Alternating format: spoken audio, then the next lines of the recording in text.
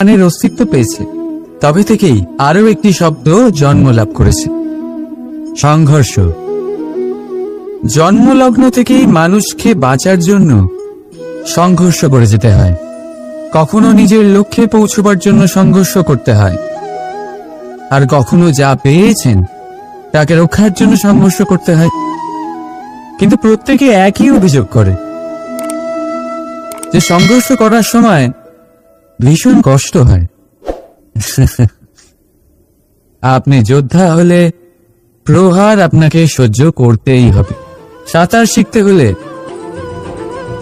জলে আপনাকে প্রবেশ করতেই হবে। পায়ের তলায় তাদেরই কড়া পড়ে যারা রোজ হাঁটেন, আর যারা হাঁটেন তারা নিজেদের লক্ষ্যে অবশ্যই পৌঁছন। তাই মনে রাখবেন, জীবন ততক্ষণই আছে যতক্ষণ কর্ম করবেন।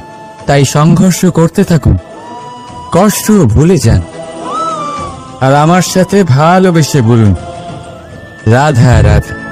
মানুষ সর্বদা ফলাফলের কথা ভাবে, যে আমি যা করতে চলেছি তার ফল কি হবে, তার পরিণাম কি হবে। কিন্তু এর চিন্তা কেন? কারণ কর্ম যদি শুভ হয় তাহলে তার পরিণাম খারাপ হতেই পারে না। শুভ চিন্তা নিয়ে যারা কর্ম করেন তাদের ফলের চিন্তা কিসের? যারা ফুল বিক্রি করেন তাদের মাঝে সাঝে কাঁটা নিশ্চয়ই ফোটে, কিন্তু সুগন্ধ তাদের হাতে থেকেই যায়।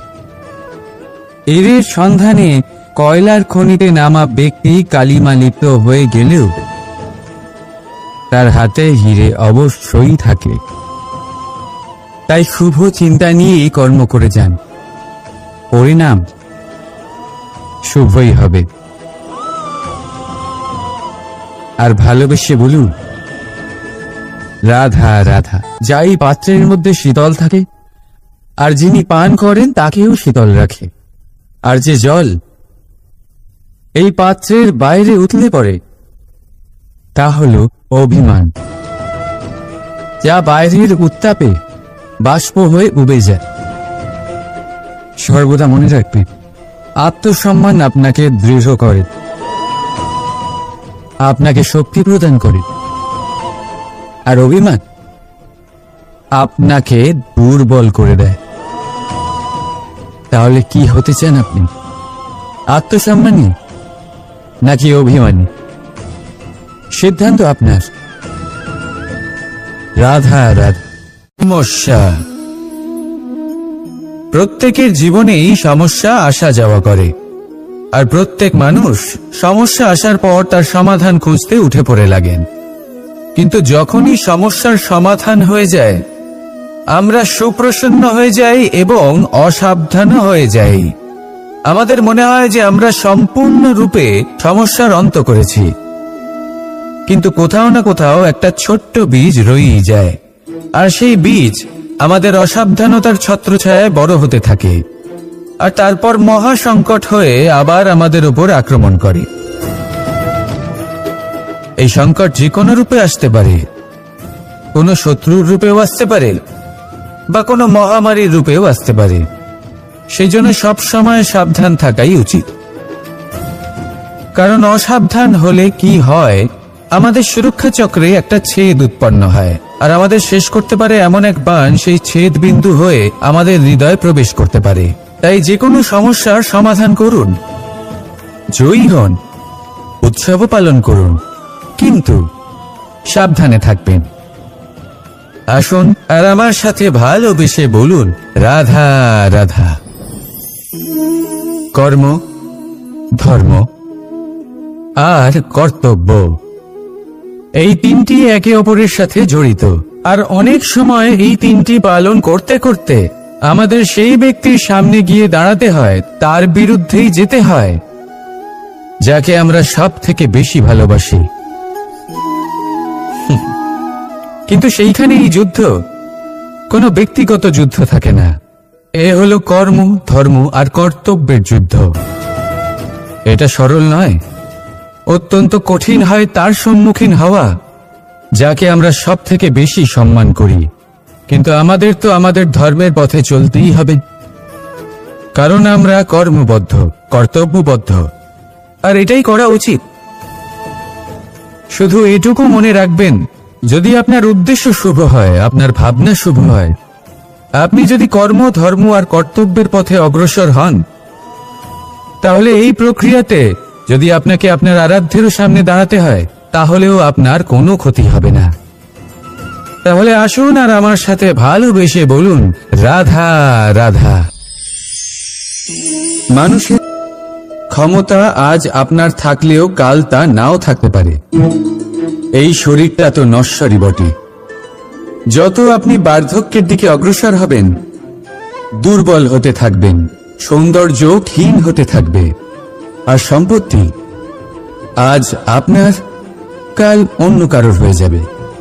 আর এই সমস্ত নশ্বর জিনিসে মন কেন্দ্রীভূত করতে করতে ব্যক্তি ভুলে যান সেই বিষয়গুলি যা সর্বদা আপনার সাথে থাকবে, আপনার ঢাল হবে, আপনার সম্বল হয়ে থাকবে।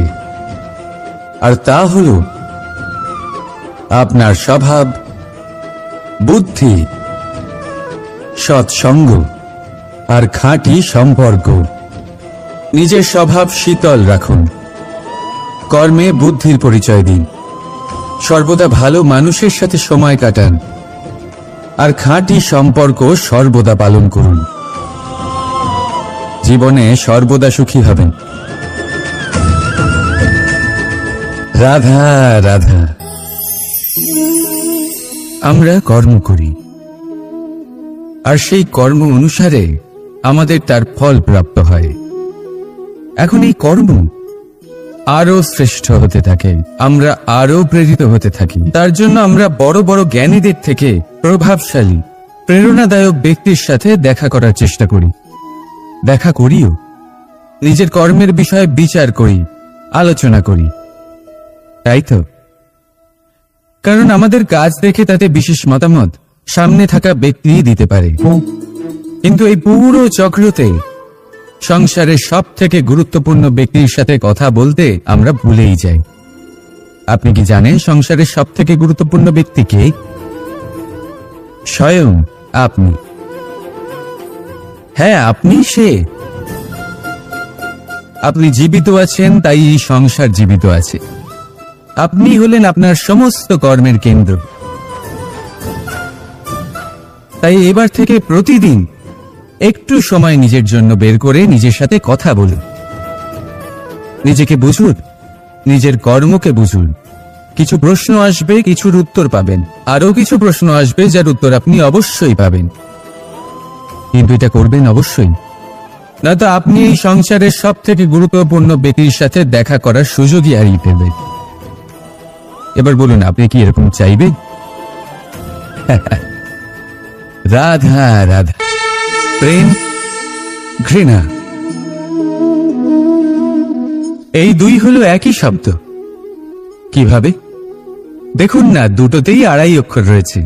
দুটোই হলো সেই অনুভূতি যা আমাদের মনের সাথে জড়িত, আর এই দুই অনুভূতির সাথেই জড়িত মানুষ আমাদের জন্য গুরুত্বপূর্ণ। পার্থক্য শুধু এটাই যে প্রেম পায় সম্মান, আর ঘৃণাকে করা হয় অবজ্ঞা। এরকম কেন? কারণ প্রেম হলো সেই অনুভূতি যেখানে মানুষ সব কিছু দিয়ে দিতে চায়, সব কিছু লুটিয়ে দিতে চায়। সেখানে ঘৃণা হলো এমন অনুভূতি যেখানে মানুষ সবকিছু কেড়ে নিতে চায়, সবকিছু জিতে নিতে চায়। তাও প্রেমের অনুভূতি কখনো আপনাকে হারতে দেয় না, আর ঘৃণার অনুভূতি কখনো আপনাকে জিততে দেয় না। এবার কি করবেন আপনি? একটাই জীবন। ঘৃণার সাথে বাঁচবেন নাকি প্রেমের সাথে? আমি তো প্রেমকেই চয়ন করব। রাধা রাধা। পাওয়া এবং হারিয়ে ফেলা, এই দুই হলো জীবনের অভিন্ন অঙ্গ। আমরা যেমন কিছু পেয়ে থাকি, তেমন কিছু হারিয়েও থাকি। কিছু স্বপ্ন সার্থক হয়, আবার কিছু লক্ষ্য অপূর্ণই থেকে যায়। জীবনে এটা হয়েই থাকে, প্রত্যেকের জীবনেই এটা হয়ে থাকে। কিন্তু কারোর সাথে দেখা হলে আমরা কি ধরনের কথা বলি? আমরা সেই কথাই বলি যা আমরা হারিয়েছি। নিজেও দুঃখ পাই, আবার সামনের মানুষটাকেও দুঃখ দিই। তার থেকে অন্যরকম কিছু করার চেষ্টা করুন, ধনাত্মক চিন্তা করার চেষ্টা করুন, মন সেদিকেই দিন। স্মরণ শুধুমাত্র তাকেই করুন, গুরুত্ব তাকেই দিন যিনি আপনার কাছে রয়েছেন। যিনি আপনার কাছে নেই তার আশায় কষ্ট কেন পাচ্ছেন আপনি, সেগুলিকেই প্রাধান্য দিন যা আজ এখন বর্তমানে আপনার কাছে রয়েছে। যেমন আমি কংস মামাকে স্মরণ করি না যিনি আমার ছেলেবেলা নষ্ট করে দিয়েছেন। আমি স্মরণ করি আমার যশোদা মাকে, আমার বলরাম দাদাকে, আমার রাধাকে, যারা আমার জীবনকে ভরিয়ে তুলেছেন। আপনিও ঠিক এটাই করুন আর আমার সাথে ভালোবেসে বলুন, রাধা রাধা। কথায় বলা হয় জীবনে ভালোবাসাই হলো সুখের মূল। এটা সত্য। এবার প্রশ্ন হলো এটাই যে এই ভালোবাসা কার সাথে করা উচিত। যদি আপনি কিছুক্ষণের জন্য সুখ পেতে চান তাহলে ভালোবাসুন নিজের রুচি মতো। যদি আপনি কিছুদিনের জন্য সুখ পেতে চান ভালোবাসুন নিজের বন্ধুদের। যদি আপনি কয়েক মাসের জন্য, কয়েক বছর বা অনেক বছরের জন্য সুখী হতে চান তাহলে ভালোবাসুন নিজের পরিবারকে, মাতা পিতা, নিজের সন্তান, স্বামী স্ত্রী, নিজের আত্মীয়দের। কিন্তু যদি আপনি চিরকালের জন্য সুখী হতে চান তাহলে ভালোবাসতে হবে শুধু নিজের কর্মগুলিকে। কারণ সম্পর্ক যেমনই হোক না কেন কখনো না কখনো ভেঙে যাবেই। এই সংসার হলো এমনই যে যাদের সঙ্গ আমরা পাই তাদের সঙ্গ একদিন ত্যাগ করতে হয়। শুধু কর্মই হলো এমন এক সঙ্গ যা কখনো আপনাকে ত্যাগ করবে না। আপনার মৃত্যুর পরেও এই কর্ম আপনাকে বাঁচিয়ে রাখবে। তাই সবসময় মনে রাখবেন, এই কর্ম ধর্ম মনে করে পালন করা উচিত। জীবনের শেষ মুহূর্ত পর্যন্ত কর্মকে ভালোবাসুন, জীবনের শেষ মুহূর্ত পর্যন্ত সুখে থাকবেন। আর আমি তো সবসময় বলি, শুধু কর্ম করতে থাকো, ফলের চিন্তা করো না। তাহলে আসুন আর আমার সাথে ভালোবেসে বলুন, রাধা রাধা। সদিচ্ছা দেখতে গেলে 3 অক্ষরে তৈরি এই শব্দ, কিন্তু সমস্ত ত্রিলোক তার উপরেই আধারিত। আপনি এই সংসারে এসেছেন তখন অবশ্যই শ্বাস নেবেন, কিন্তু তার বদলে আপনাকে কিছু তো দিতেই হবে। আপনার উপর নির্ভর করছে আপনি কি দেবেন। কি দেবেন এই সংসারকে, এই সমাজকে, নিজের পরিবারকে, আর তার বদলে কি নেবেন? যশ নাকি অপযশ? দেখুন, এক ছিল রাবণ যে কিনা সমুদ্র পার করল সীতাকে অপহরণ করার জন্য, আর এক ছিলেন রামচন্দ্র যিনি সমুদ্র পার করেছিলেন, সেতু বানিয়ে গিয়েছিলেন সীতাকে ফিরিয়ে নিয়ে আসার জন্য। দুজনেই সমুদ্র পার করেছিলেন, শুধু পার্থক্য ছিল সদিচ্ছাকে বোঝার লক্ষ্যের। অনেক মানুষের যাত্রা একরকম হতেই পারে, কিন্তু আনন্দ তখনই লাভ করবেন যখন লক্ষ্য শুভ হবে, মহান হবে। এই লক্ষ্য দিয়ে এই সংসারের কল্যাণ হবে এবং মানুষের সম্মান হবে। যদি আপনার সংকল্প উচিত হয় তাহলে আপনার লক্ষ্য উচিতই হবে, নয়তো শুধুমাত্র বিনাশ হবে। আর উচিত এটাই হবে যে বিনাশের হাত থেকে যেন নিজেকে বাঁচানো যায়, কি বলেন? তাই জীবনে যে লক্ষ্য স্থির করছেন মনে রাখবেন তা যেন শুভ লক্ষ্য হয়। যদি এরকম হয় তাহলে আপনার যাত্রা, আপনার জীবন দুটোই শুভময় হবে। আসুন আর আমার সাথে ভালোবেসে বলুন, রাধা রাধা।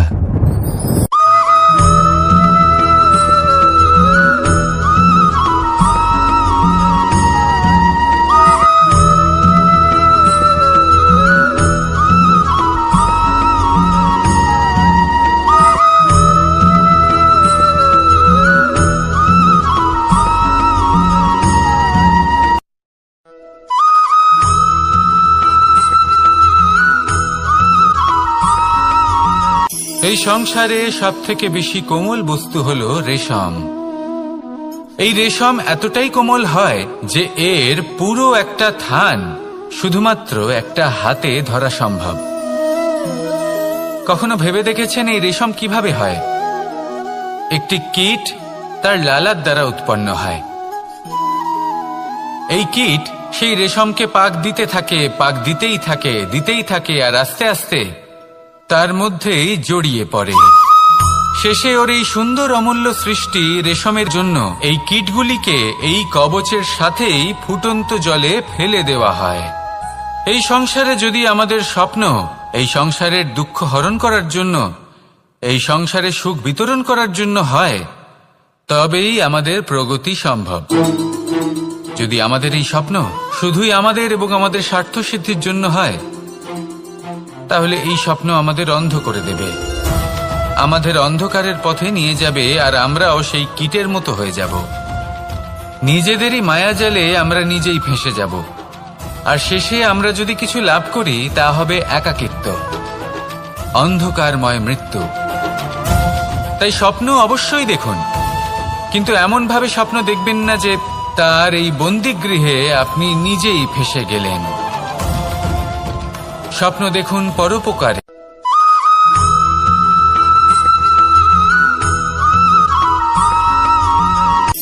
শক্তি শক্তি অর্জন করা এতটা কঠিন নয় যতটা শক্তি লাভ করার পরে সেই শক্তি সামলানো কঠিন হয়। কারণ যেই মানুষ শক্তি লাভ করে তার মনে গর্ববোধ জন্মায়, জন্মায় অহংকার, জন্মায় জেদ। তাই শক্তি প্রাপ্ত করার সাথে বিনম্র থাকাও অত্যন্ত আবশ্যক। আর এটা আমাদের শেখা উচিত বৃক্ষের থেকে। বৃক্ষ যা আমাদের ফল দেয়, বৃক্ষ যা যত ফল দেয় ততটাই ঝুঁকে যায়। আমরা পাথর মারি ওই বৃক্ষের থেকে ফল প্রাপ্ত করার জন্য। সেই পাথরের মার সহ্য করেও বৃক্ষ আমাদের ফল দেয়। কোনো গর্ববোধ নেই, কোনো অহংকার বোধ নেই, আর সেই জন্য এই বৃক্ষের পুজো করা হয়। এটাই হলো মাহাত্ম্য শক্তির সাথে বিনম্রতার। যদি এই শক্তি সৃজন করে থাকে, সাহায্য করে থাকে, সম্বল হয়ে থাকে, তবেই সেই শক্তি উপযুক্ত। আর নয়তো সেই শক্তি একদিন আপনাকে আসক্ত অবশ্যই করবে। তাহলে শক্তি অবশ্যই অর্জন করুন, কিন্তু তার সাথে সেই শক্তি সামলানোর মতো বিবেকও আপনাকে অবশ্যই জাগ্রত করতে হবে। তাহলে আসুন আমার সাথে ভালোবেসে বলুন রাধা রাধা।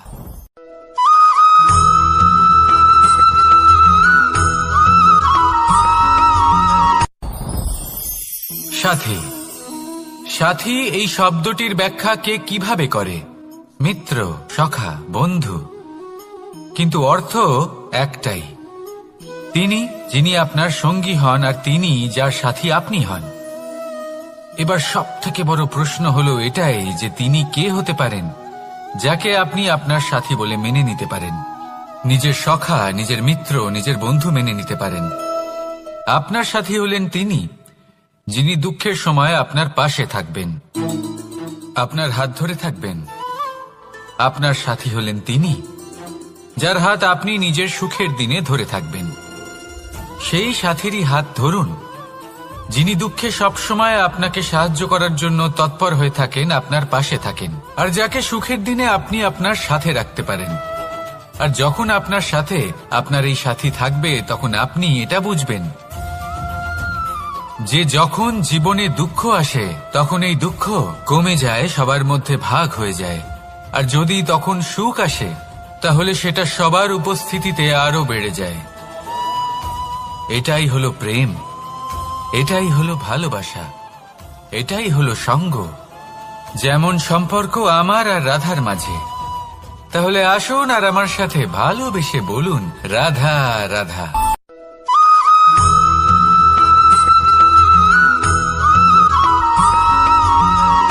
জীবন কিসের উপর নির্ভরশীল? ধনের ওপর, বৈভবের অনুভব যদি আপনি করতে চান তাহলে তা পাবেন শুধু একতার দ্বারা, সংগঠনের দ্বারা।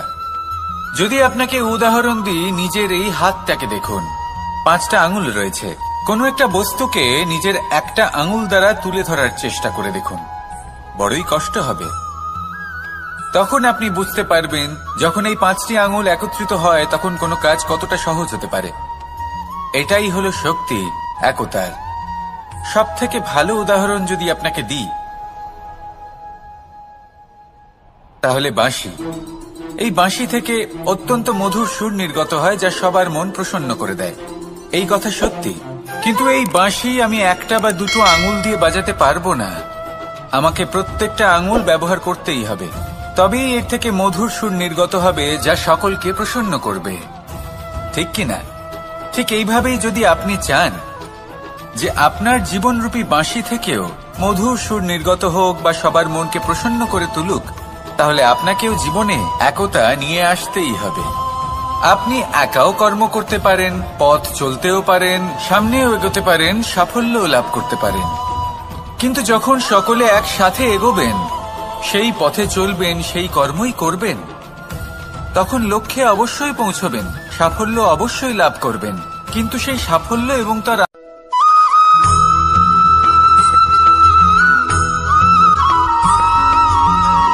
পুরুষার্থ। শাস্ত্রে 4 ধরনের পুরুষার্থের কথা বলা হয়েছে। প্রথম হলো ধর্ম।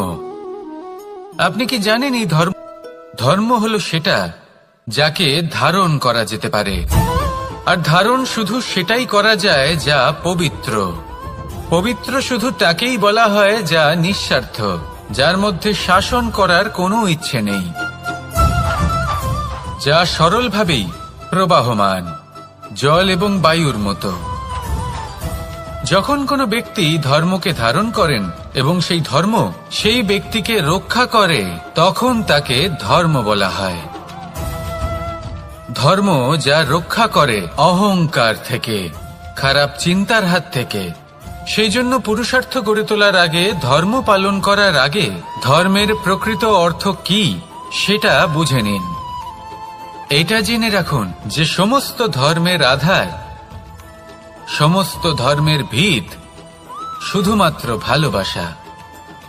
আসুন আর এই ভালোবাসার সাথেই বলুন, রাধা রাধা।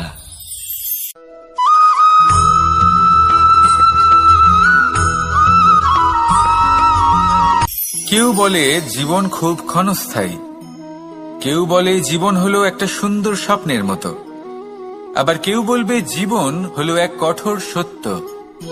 কিন্তু জীবন আসলে কি? জীবন হলো আপনারই প্রতিবিম্ব, একটা দর্পণ। অর্থাৎ আপনি জীবনকে সেইভাবেই পাবেন যেরকম আপনি নিজেকে প্রতিপন্ন করবেন। যদি আপনি দর্পণের দিকে তাকিয়ে হাসেন, তাহলে আপনি সামনে হাসি মুখী দেখতে পাবেন। এবার যদি আপনি গম্ভীর হয়ে থাকেন, তাহলে আপনি একজন রুষ্ট ব্যক্তি দেখতে পাবেন। শেষে সবথেকে বেশি গুরুত্বপূর্ণ হলো আপনার চেষ্টা। আপনাকে সবসময় চেষ্টা করতে হবে যাতে আপনি নিজেকে প্রসন্ন এবং ইতিবাচক মনোভাবে রাখেন। এটা হলো আপনারই উত্তরদায়িত্ব, তাকে পালন করুন। এই মনকে প্রসন্ন রাখুন, এই সংসারকে সুন্দর বলে মনে হবে। আর এই মন প্রসন্ন হয়ে বলবে, রাধা রাধা।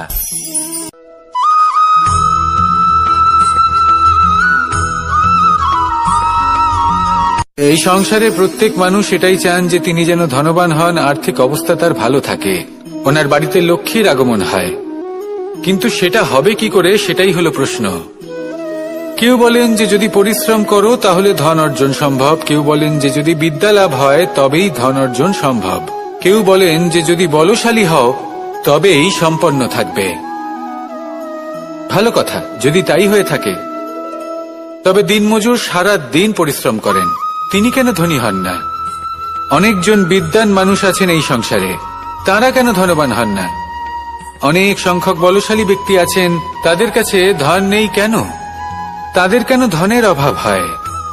আবার এমনও কিছু মানুষ আছেন যারা পরিশ্রম করেন, তারা দিনমজুর, কিন্তু তারা ধন অর্জন করতে পারেন। কিছু বিদ্বান ব্যক্তি আছেন যাদের কাছে অধিক মাত্রায় ধন রয়েছে। কয়েকজন বলশালী ব্যক্তি রয়েছেন যাদের কাছে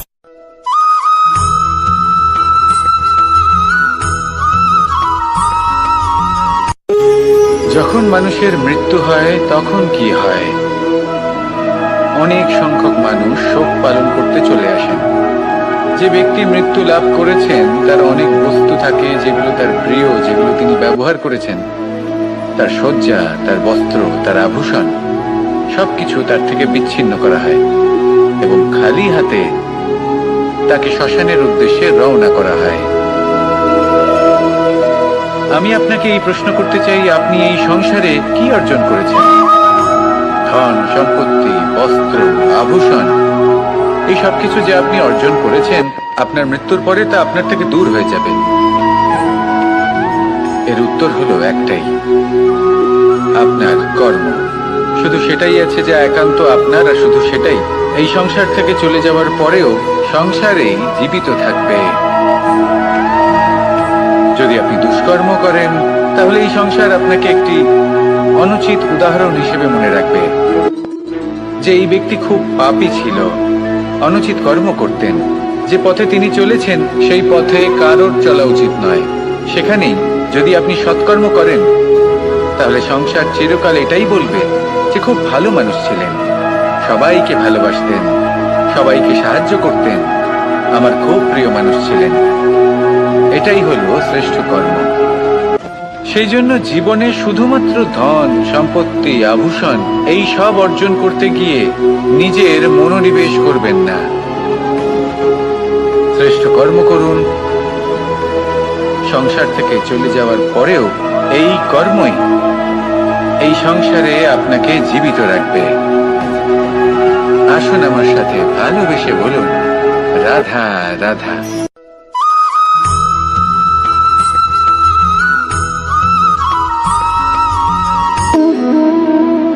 সম্পর্ক হলো আমাদের জীবনের একটি আধার। কিছু সম্পর্ক এমন যে আমরা জন্মসূত্রে লাভ করি, যেমন পরিবার, মা বাবা। কিছু সম্পর্ক আছে যে আমরা জীবনে অর্জন করে থাকি, তা সে প্রেমের হোক, স্নেহের হোক বা বন্ধুত্বের। এই সকল সম্পর্ক লাভ করার বা গড়ে তোলার 5টি ধাপ রয়েছে। প্রথম ধাপ, কোনো ব্যক্তির সাথে আলাপ হওয়া, তার সাথে কথা বলা বা তাকে দেখা। দ্বিতীয় ধাপ, সে ব্যক্তিকে আমাদের ভালো লাগা। তৃতীয় ধাপ, আমাদের এটা চাইতে শুরু করা যে জীবনে এই ব্যক্তি যেন আমাদের বন্ধু হন, আমাদের জীবনে থাকেন, বা আমাদের কাউকে ভালোবেসে ফেলা। আর এটা আমাদের ভাবা বা চাওয়া যে সেই ব্যক্তি যেন আজীবন আমার সাথে থাকেন, আমার জীবনে আমার সাথী হয়ে। চতুর্থ ধাপ, লাভ করা। এবার এই ধাপটি অনেক মানুষের পক্ষেই খুবই সরল হয়, বড়ই সরল ভাবে নিজেদের সঙ্গীকে লাভ করে থাকেন। কিছু মানুষের জন্য এই ধাপ অত্যন্ত কঠিন হয়ে থাকে। অনেক প্রতিকূল পরিস্থিতির উপর জয়লাভ করে তারা সঙ্গীকে লাভ করেন, কিন্তু লাভ অবশ্যই করেন। এরপরে আসে পঞ্চম, অন্তিম এবং সব থেকে গুরুত্বপূর্ণ ধাপ। সেটা হলো সেই সম্পর্ক পালন করা। এটা হলো এমন এক বিষয় যা প্রত্যেক মানুষের শেখা উচিত।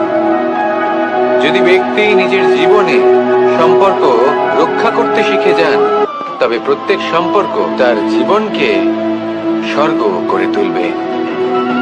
আসুন আর আমার সাথে ভালোবেসে বলুন, রাধা রাধা।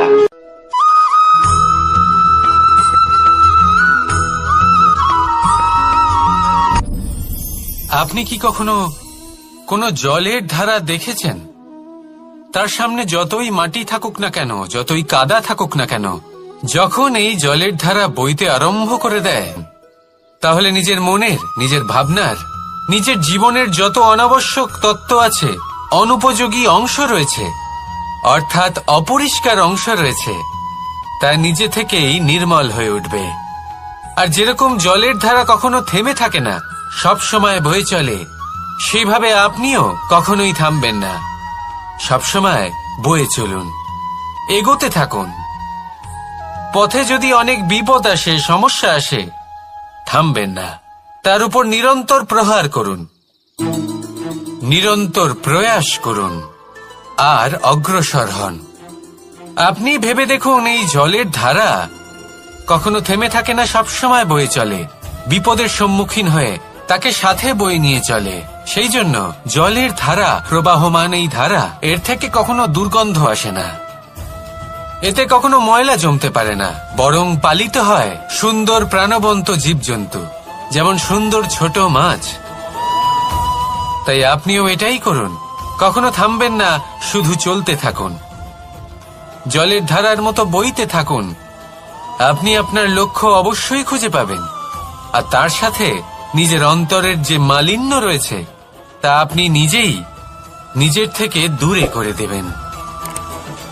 তাহলে আসুন আর আমার সাথে ভালোবেসে বলুন, রাধা রাধা।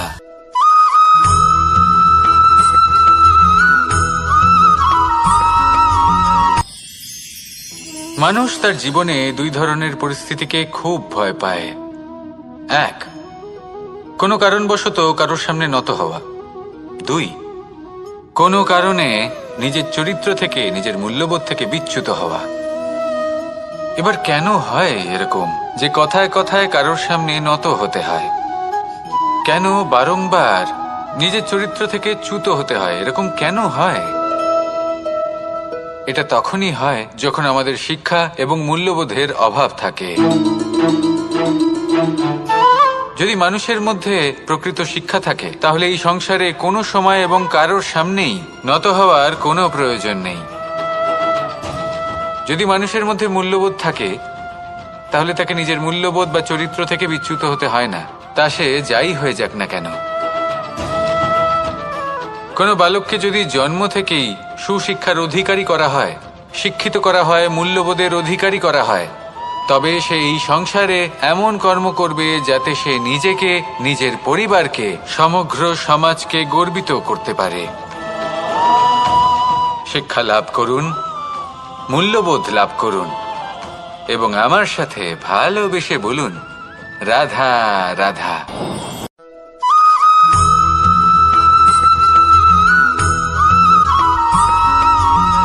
আপনি কখনো দিয়ে তাদের ঠোঁটে খাবার পরিবেশন করে, কিন্তু যেই সেই সন্তানেরা হৃষ্টপুষ্ট হয়ে যায় এবং সেই কথা বাজ নিজে বুঝতে পেরে যায়, সেই বাজ নিজেই সেই বাসা ছিন্ন ভিন্ন করে দেয়।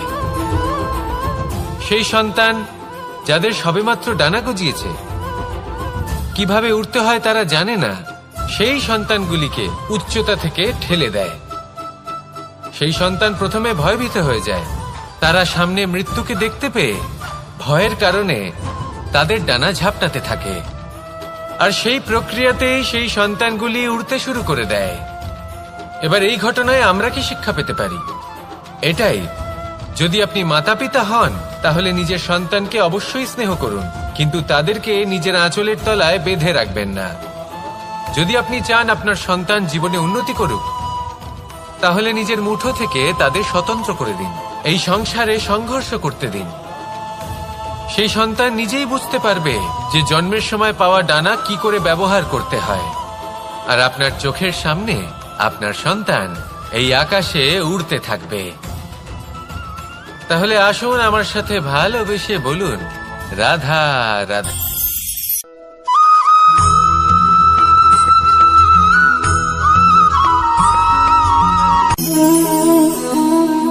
নিয়তি। রাধা আমাকে বলে, কৃষ্ণ, যদি তুমি জানো যে নিয়তিতে কি আছে তাহলে তাকে বদলে দাও না কেন? মহাদেব আমাকে বলেন যে শ্রীকৃষ্ণ, যদি আপনি এটা জানেন যে সাম্বের নিয়তি এটাই, তাহলে আপনি তাকে বদলানোর চেষ্টা কেন করেন? কেন? কারণ আমি একজন পিতা, আর পিতার কর্তব্য এটাই, তিনি যেন সম্ভাব্য সব চেষ্টা করেন নিজের সন্তানের মঙ্গলের জন্য। নিয়তি আমি জানি, কিন্তু এটাও আমি জানি যে কর্মের থেকে বড় আর কোনো নিয়তি হতে পারে না। অভিজ্ঞতাও রয়েছে যে কর্মের হাতে নিয়তির এই চক্র বদলে যেতে পারে। তাই জীবনে যদি আপনার কখনো এমন মনে হয় যে এটা তো অসম্ভব, তখনও চেষ্টা করা কখনোই ছাড়বেন না। কে বলতে পারে আপনারই কর্মের কোনো এক বীজ হয়তো নিয়তির চাকায় আটকে গেল আর নিয়তিকে নিজের পথ পাল্টাতে হলো, ঠিক কিনা? সেই জন্য নিয়তিকে ভাগ্য মেনে নিয়ে চুপ করে বসে থাকবেন না।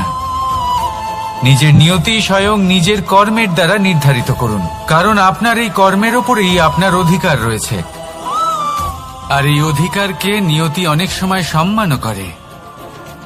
তাহলে আসুন আর আমার সাথে ভালোবেসে বলুন, রাধা রাধা।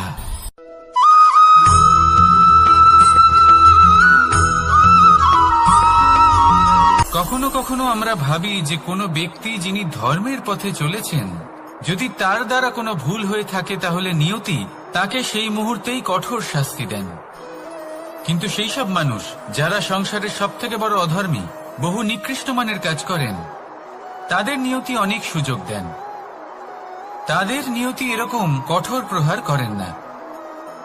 এই ভাবনা কখনো না কখনো মনে আসেই। ভেবে দেখুন কেন?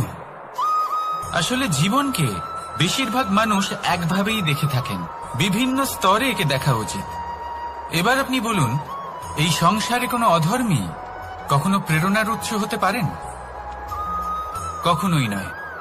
যে মানুষ নিজের আত্মাকে মলিন করে ফেলেছেন, তিনি এই সংসারকে কিভাবে প্রেরণা যোগাবেন? উনি নিজেই বুঝতে পারেন না কোনটা করা উচিত, ধর্ম কোনটা।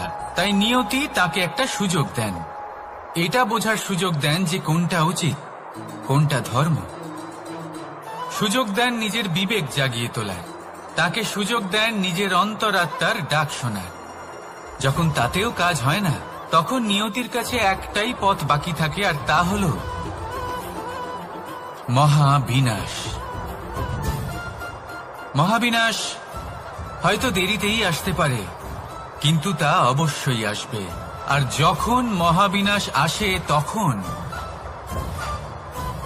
মহাবিনাশের যন্ত্রণা সমগ্র মানব জীবনের যন্ত্রণার থেকে অনেক বেশি হয়। এই কথাটা সবসময় মনে রাখবেন। আর অন্যদিকে যে মানুষ ধর্মের পথে চলছেন, তার দ্বারা যদি কোনো ভুল হয়ে থাকে, তখন নিয়তি তার পরীক্ষা নেন। কিছুক্ষণের জন্য মানুষের মনে হতে পারে নিয়তি তাকে কঠোর শাস্তি দিয়েছেন।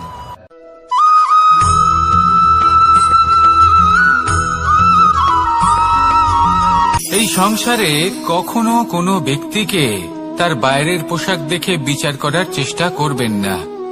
এটা খুব বড় ভুল করবেন। যেমন আমরা জীবনে অনেক সময় এমন করি। ধরুন কোথাও একটা গাছ দেখলাম, খুব বিশাল আকারের একটা গাছ, যেটা মাটির থেকে অনেক উঁচুতে পৌঁছে গেছে, যার বিশাল শাখা আছে। সেগুলো দেখে আমরা ভাবি যে এই গাছে হয়তো কত সুস্বাদু ফল আছে। আমরা সেই গাছের পরিচর্যা করতে থাকি। আবার অন্যদিকে হলো একটি তৃণ, যেটা মাটি থেকে কিছুটা উঁচুতে পৌঁছেছে, কিন্তু সেই তৃণর নিচে, মাটির নিচে অত্যন্ত সুস্বাদু ফল বা সবজি জন্ম নেয়, যা আমাদের স্বাস্থ্যের পক্ষে অত্যন্ত উপকারী। সেই জন্য কখনো আবরণ দেখে কাউকে বিচার করতে চেষ্টা করবেন না। তার বদলে এটা বোঝার চেষ্টা করুন যে আপনার সামনে যে ব্যক্তি আছে বা বস্তু আছে, তার বিশেষত্ব কি।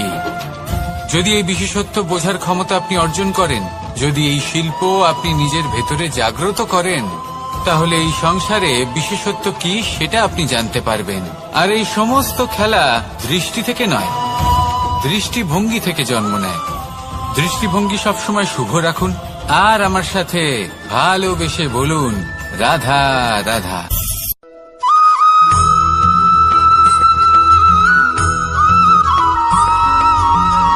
পুরুষার্থ। শাস্ত্রে 4 ধরনের পুরুষার্থের কথা বলা হয়েছে। প্রথম হলো ধর্ম। আপনি কি জানেন এই ধর্ম আসলে কি? আপনার কি মনে হয় ধর্ম আসলে কি? কোনো বিশেষ ঈশ্বরকে মানাই কি ধর্ম বলা হয়? নাকি কোনো বিশেষ রীতি পালন করাই হলো ধর্ম? নাকি কোনো বিশেষ সাহিত্যকে সর্বশ্রেষ্ঠ মনে করাই হলো ধর্ম? না, ধর্ম হলো সেটা যাকে ধারণ করা যেতে পারে। আর ধারণ শুধু সেটাই করা যায় যা পবিত্র। পবিত্র শুধু তাকেই বলা হয় যা নিঃস্বার্থ, যার মধ্যে শাসন করার কোনো ইচ্ছে নেই, যা সরলভাবেই প্রবাহমান, জল এবং বায়ুর মতো। যখন কোনো ব্যক্তি ধর্মকে ধারণ করেন এবং সেই ধর্ম সেই ব্যক্তিকে রক্ষা করে, তখন তাকে ধর্ম বলা হয়। ধর্ম যা রক্ষা করে অহংকার থেকে, খারাপ চিন্তার হাত থেকে। সেই জন্য পুরুষার্থ গড়ে তোলার আগে, ধর্ম পালন করার আগে, ধর্মের প্রকৃত অর্থ কি সেটা বুঝে নিন। এটা জেনে রাখুন যে সমস্ত ধর্মের আধার, সমস্ত ধর্মের ভিত শুধুমাত্র ভালোবাসা। আসুন আর এই ভালোবাসার সাথেই বলুন, রাধা রাধা।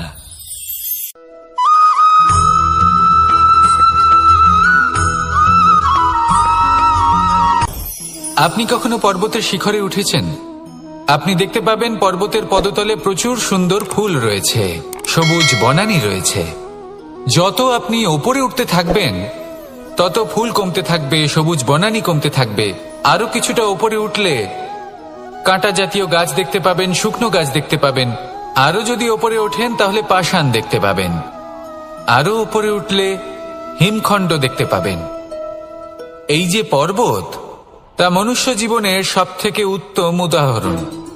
মানুষ যখন সাফল্যের শিখরে পৌঁছতে চান, মহানুভবতার শিখরে পৌঁছতে চান, পথে যত আস্তে আস্তে উপরে উঠতে থাকেন ততই ভৌতিক বস্তু তার থেকে বিচ্ছিন্ন হতে থাকে। যদি তিনি সেই ভৌতিক বস্তুগুলি ত্যাগ না করতে পারেন তাহলে কখনোই সেই স্থানে পৌঁছতে পারবেন না। আর মানুষ যদি উচিত ত্যাগ করতে পারেন, পথে অগ্রসর হতে থাকেন, এগোতে থাকেন, তাহলে একদিন না একদিন তিনি মহানুভবতার, জ্ঞানের, সাফল্যের হিমের স্বাদ অবশ্যই লাভ করবেন।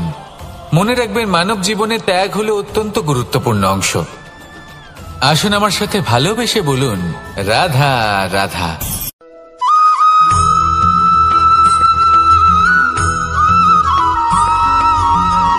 কেউ বলে জীবন খুব ক্ষণস্থায়ী, কেউ বলে জীবন হলো একটা সুন্দর স্বপ্নের মতো, আবার কেউ বলবে জীবন হলো এক কঠোর সত্য।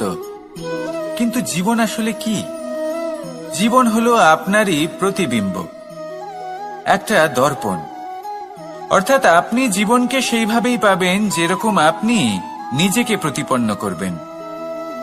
যদি আপনি দর্পণের দিকে তাকিয়ে হাসেন তাহলে আপনি সামনে হাসি মুখী দেখতে পাবেন। এবার যদি আপনি গম্ভীর হয়ে থাকেন তাহলে আপনি একজন রুষ্ট ব্যক্তি দেখতে পাবেন। শেষে সবথেকে বেশি গুরুত্বপূর্ণ হলো আপনার চেষ্টা।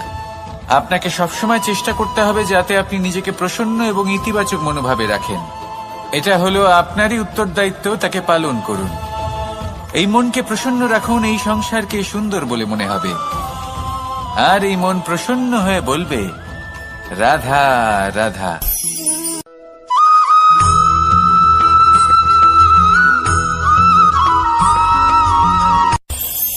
এই সংসারে আমরা প্রকাশ কোথা থেকে পাই? এর উত্তর বড়ই সরল। ভোরে যখন সূর্যোদয় হয় তখন প্রকাশের কিরণ আমাদের ঘরে এসে পৌঁছয়। এইভাবেই আমরা প্রকাশ লাভ করি। এবার এই প্রকাশের আলোতেই আমরা সারাদিনের কাজ সম্পন্ন করি। সন্ধে হয়ে যায়, সূর্যাস্তও হয়ে যায়। আর আমাদের ঘর যাতে অন্ধকার না হয় তার জন্য আমরা একটা প্রদীপ প্রজ্বলিত করি। এটাই ঘটে আমাদের জীবনেও। এবার প্রবাহমান আয়ুর সাথে আমরা আমাদের অন্তরে যদি একটা প্রদীপ প্রজ্বলিত করে নিই তাহলে বিষয়টাই অন্যরকম হবে। এবার আপনি বলবেন, কোন প্রকাশের কথা বলছি যা আমাদের অন্তরে জাগ্রত করা সম্ভব? আমাদের আত্মার মাঝে প্রেমের প্রকাশ জাগ্রত করার কথা বলছি।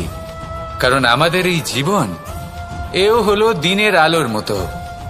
আজ প্রকাশ আছে, কিন্তু কোনোদিন অবশ্যই অস্ত হবে। কিন্তু অস্ত হবার আগে যদি আমরা আমাদের আত্মার মাঝে প্রেমের এই প্রকাশ উজ্জ্বলিত করে নিই তাহলে আমাদের সন্ধ্যাকালও আমরা আনন্দে এবং প্রেমে যাপন করব। তাহলে আসুন আর আমার সাথে ভালোবেসে বলুন, রাধা রাধা।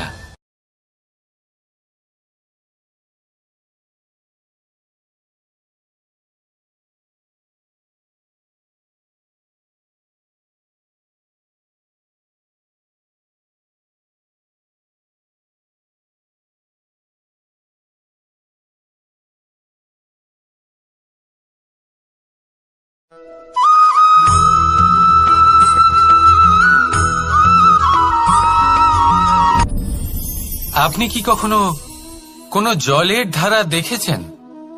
তার সামনে যতই মাটি থাকুক না কেন, যতই কাদা থাকুক না কেন, যখন এই জলের ধারা বইতে আরম্ভ করে দেয় তাহলে নিজের মনের, নিজের ভাবনার, নিজের জীবনের যত অনাবশ্যক তত্ত্ব আছে, অনুপযোগী অংশ রয়েছে, অর্থাৎ অপরিষ্কার অংশ রয়েছে, তা নিজে থেকেই নির্মল হয়ে উঠবে। আর যেরকম জলের ধারা কখনো থেমে থাকে না, সব সময় বয়ে চলে, সেইভাবে আপনিও কখনোই থামবেন না। সবসময় বয়ে চলুন, এগোতে থাকুন। পথে যদি অনেক বিপদ আসে, সমস্যা আসে, থামবেন না, তার উপর নিরন্তর প্রহার করুন, নিরন্তর প্রয়াস করুন আর অগ্রসর হন। আপনি ভেবে দেখুন, এই জলের ধারা কখনো থেমে থাকে না, সবসময় বয়ে চলে। বিপদের সম্মুখীন হয়ে তাকে সাথে বয়ে নিয়ে চলে।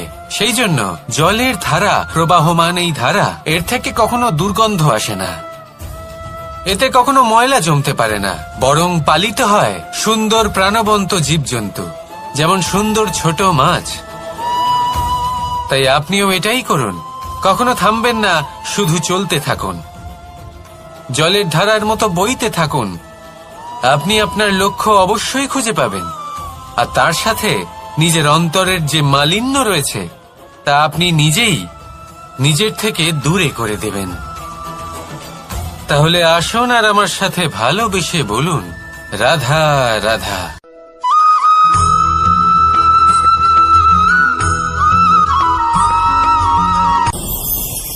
ভয়ের সাথে আমরা সবাই পরিচিত, কষ্টও আমরা সবাই পেয়েছি। কখনো কখনো আমরা অসুস্থ হয়ে পড়ি, আর এমন সময় হলে মাতার মমতা, কখনো বাবার স্নেহ, কখনো বন্ধুদের পাশে থাকার অনুভূতি আমাদের রোগ নিরাময়ে সাহায্য করে। কখনো যদি আমরা নিরাশ হয়ে পড়ি, তখন যদি আমাদের কোনো আপনজন আমাদের দুটো ভালো কথা বলে, তখন আমাদের মনোবল বেড়ে যায়। ঠিক তেমন সংসারের এই রঙ্গমঞ্চে যদি আপনি পীড়িত অনুভব করেন, কিছু শুভ কথা আলোচনা করুন, কিছু স্তুতি গান করুন, কিছু মুহূর্তের জন্য হলেও নিজের ইষ্টদেবের কথা স্মরণ করুন আর প্রার্থনা করুন। সাহস বাড়বে, শক্তিও বৃদ্ধি পাবে এবং সামনে এগিয়ে চলার পথও দেখতে পাবেন। তখন এই মন প্রসন্ন হয়ে বলবে, রাধা রাধা।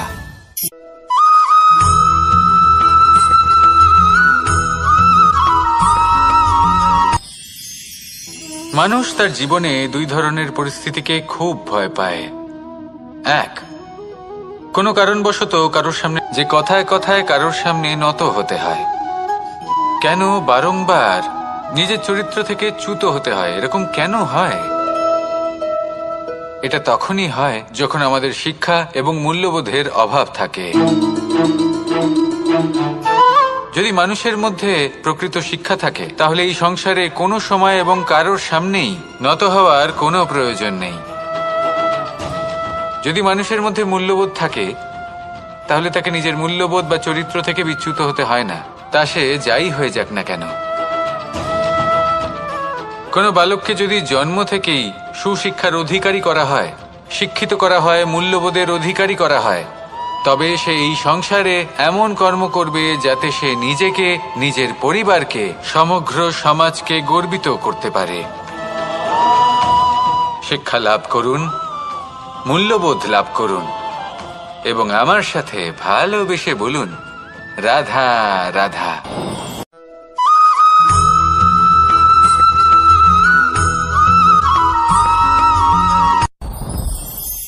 সাথী। সাথী এই শব্দটির ব্যাখ্যা কে কিভাবে করে? মিত্র, সখা, বন্ধু। কিন্তু অর্থ একটাই, তিনি যিনি আপনার সঙ্গী হন আর তিনি যার সাথী আপনি হন। এবার সব থেকে বড় প্রশ্ন হলো এটাই যে তিনি কে হতে পারেন যাকে আপনি আপনার সাথী বলে মেনে নিতে পারেন, নিজের সখা, নিজের মিত্র, নিজের বন্ধু মেনে নিতে পারেন। আপনার সাথী হলেন তিনি যিনি দুঃখের সময় আপনার পাশে থাকবেন, আপনার হাত ধরে থাকবেন। আপনার সাথী হলেন তিনি যার হাত আপনি নিজের সুখের দিনে ধরে থাকবেন।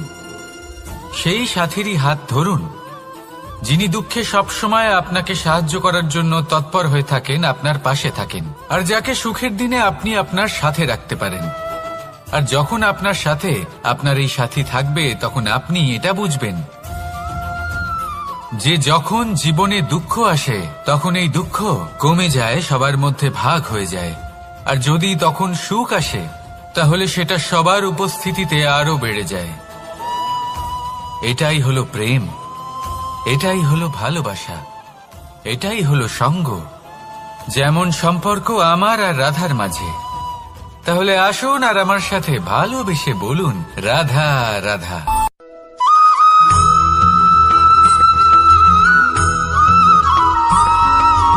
কখনো কখনো আমরা ভাবি যে কোনো ব্যক্তি যিনি ধর্মের পথে চলেছেন, যদি তার দ্বারা কোনো ভুল হয়ে থাকে তাহলে নিয়তি তাকে সেই মুহূর্তেই কঠোর শাস্তি দেন।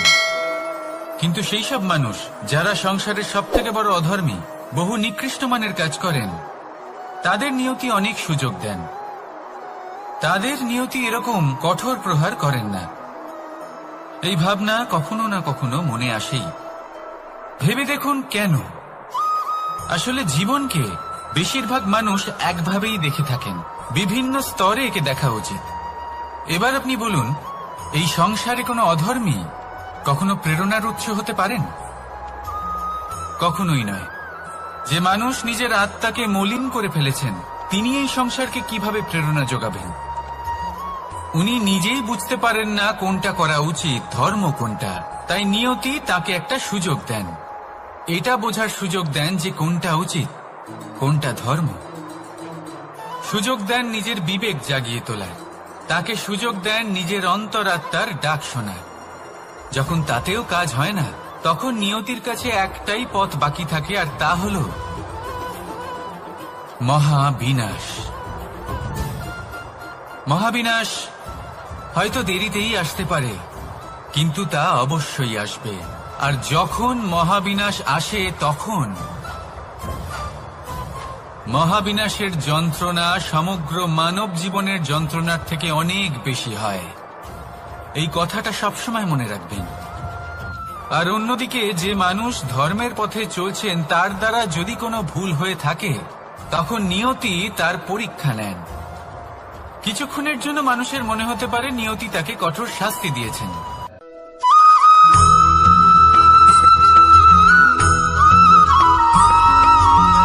মানুষের মানসিকতা এমন হয় যে সে যতটা করে আশা করে যে তার থেকে অনেক বেশি তার বদলে সে পাবে। দেখুন, সবকিছুই আপনার ভাবনা চিন্তার উপর নির্ভর করছে। আপনি যদি ফলের বিষয়ে ভেবে কর্ম করতে থাকেন, তাহলে সেটা অনুচিত। জীবনের আসল আনন্দ হল নিজের কর্ম করতে থাকা, ফলের চিন্তা করা উচিত নয়। যদি আপনি এরকম ভাবেন যে আমি এতটা করছি, আমার এতটা পাওয়া উচিত, সেই ভাবনা অনুচিত। যদি আপনি সেবার মানসিকতা নিয়ে কর্ম করতে থাকেন, কর্মচক্রে প্রবাহিত হন, যদি আপনি এমন ভাবনা রাখেন যে আমি এতটা পাচ্ছি, তাই এর থেকে অনেক বেশি আমি কর্ম করব, তাহলে নিশ্চিত রূপে আপনি যতটা করছেন তার থেকে অনেক বেশি আপনি পাবেন। আপনার আশার থেকে অনেক বেশি আপনি পাবেন। শুধু জীবনে অনেক বেশি কাজ করতে থাকুন, ফলের চিন্তা করবেন না। আর মনে রাখবেন, এই ভাবনাই সব থেকে বড় বীজ। কর্মের উপর বিশ্বাস রাখুন। জীবনে যা যা আপনি চান সবই সুখময় হবে। আসুন আর আমার সাথে ভালোবেসে বলুন, রাধা রাধা।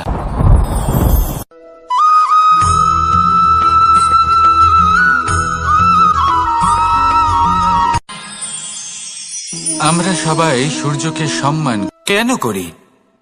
কারণ আমরা জানি যে সন্ধেবেলা যখন সূর্যাস্ত হবে, তখন শুধুমাত্র অন্ধকার বাকি থাকবে। ঠিক কিছুটা এরকমই হয় আমাদের মাতা পিতাও, যিনি আমাদের জন্ম দেন, আমাদের ভরণ পোষণ করেন, আমাদের বড় করেন, আমাদের প্রেম প্রদান করেন। কখনো কখনো তাদের মুখ থেকে কটু কথা নিঃসৃত হয়, আমাদের দুঃখ হয়, কিন্তু তখন আমাদের এটা বোঝা উচিত এগুলি নিঃসৃত হচ্ছে আমাদেরই মঙ্গলের জন্য। যেমন সূর্যদেব, উনিও উত্তাপ দিয়ে থাকেন আমাদেরই মঙ্গলের জন্য, যাতে ফসল পাকতে পারে, যাতে জল বাষ্প হয়ে মেঘ হতে পারে, বৃষ্টি হতে পারে, আর এই সংসারে নিরন্তর জলের প্রবাহ থাকে। আমাদের মাতা পিতা, তাদের কঠোর আচরণ, তাদের কঠোর অনুশাসনের পেছনে লুকিয়ে থাকে ওনাদের ভালোবাসা। আমাদের তা বুঝতে হবে, সসম্মানে ওনাদের গ্রহণ করতে হবে। কারণ ঠিক সূর্যাস্তের পরে যেমন চতুর্দিক অন্ধকারচ্ছন্ন হয়ে যায়, তেমনি আমাদের জীবন থেকে যখন আমাদের মাতা পিতা চলে যায়, তখন আমাদের জীবনেও শুধু এবং শুধুমাত্র অন্ধকারই ছেয়ে থাকে। সেই জন্য নিজের মাতা পিতাকে সম্মান করুন, ওনাদের ভালোবাসা প্রদান করুন। এই মন আর এই জীবন প্রসন্ন হয়ে বলবে, রাধা রাধা।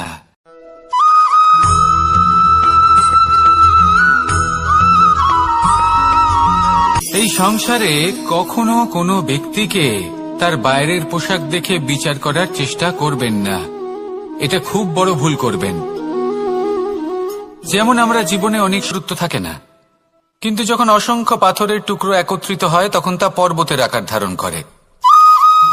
সেইভাবেই কিছু মানুষ যখন একত্রিত হন তখন তৈরি হয় পরিবার, কিছু পরিবার যখন একত্রিত হয় তখন তৈরি হয় সমাজ, যখন অনেক সংখ্যক সমাজ একত্রিত হয় তখন তৈরি হয় রাজ্য। এবার এই রাজ্যের সবথেকে গুরুত্বপূর্ণ ব্যক্তি হতে পারেন রাজা, কিন্তু তাও সেই রাজা একা কিছু করতে পারেন না। যুদ্ধ লড়ার সময় তারও নিজের সৈন্যদলকে প্রয়োজন পড়ে। কিন্তু এই সংসারে এমন একজন ব্যক্তি আছেন যিনি একাই সব কাজ করতে থাকেন, এবং সেই ব্যক্তি হলেন মা। আমাদের জীবনে একজন পিতার ভূমিকা কিন্তু নিঃসন্দেহে অমূল্য, কিন্তু আমাদের সকলের জীবনে যে ভূমিকা একজন মায়ের তা অন্য কারোর থাকে না। একজন মা একাই সন্তানকে বড় করতে পারেন, সংস্কারী করে তুলতে পারেন, তার জন্য পরিশ্রম করেন। আর এত কিছু কাজ করার পরেও তার কাজের জন্য তিনি প্রশংসা অবশ্য পান না। উল্টে যদি সেই সন্তান অনুচিত পথে চালিত হয়, অনুচিত কর্ম করে, তখন সেই মাকেই অপবাদের পাত্র হয়ে উঠতে হয়। আমাদের জীবনে মায়ের যোগদান কতটা সেটা বুঝুন। আপনাকে বড় করে তোলার জন্য উনি কতটা পরিশ্রম করেছেন সেটা বুঝুন। আজ থেকে, এখন থেকে, এই মুহূর্ত থেকে মাকে সম্মান করতে শিখুন। যখন সময় পাবেন, যখন সুযোগ হবে, তখন তার প্রশংসা করুন, ওনারও ভালো লাগবে। আর মায়ের এই মমতার জন্য, তার এই ভূমিকার জন্য আসুন সবাই মিলে আমরা তাকে প্রণাম করি, আর সকলে মিলে ভালোবেসে বলি, রাধা রাধা।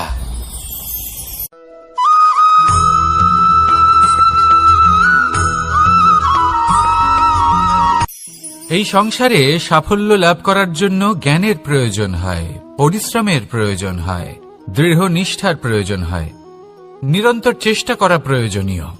কিন্তু আরো কিছু আছে যা অত্যন্ত প্রয়োজনীয় এবং গুরুত্বপূর্ণ। তা হলো ভালো বন্ধু। তাদের থাকা অত্যন্ত প্রয়োজনীয়। যদি ভালো বন্ধু থাকে তাহলে সময় এলে তারা ঢাল হয়ে আপনাকে সুরক্ষা করবেন। সময় এলে অস্ত্রের মতো শত্রুকে সংহারও করবেন। যদি তিনি জ্ঞানী হন, তাদের মধ্যে সদ্গুণ থাকে, তাহলে এই সব গুণ আপনার মধ্যেও প্রবেশ করবে। তাহলে সাফল্যের জন্য ভালো বন্ধু পাওয়া অত্যন্ত প্রয়োজনীয়।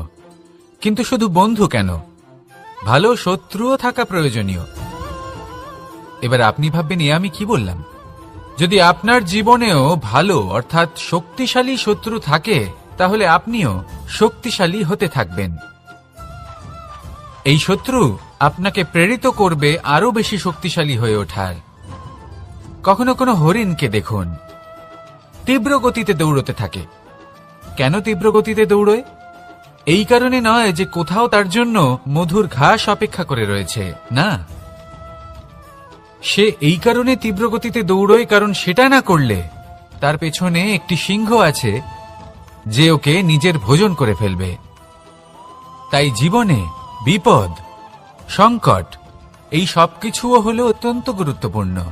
তার সম্মুখীন হতে শিখুন আর আমার সাথে ভালোবেসে বলুন, রাধা রাধা।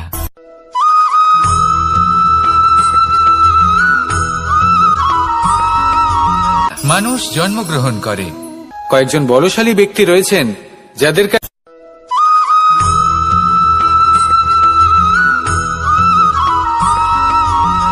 পিতা আর পুত্রের সম্পর্ক অত্যন্ত মধুর হয়ে থাকে।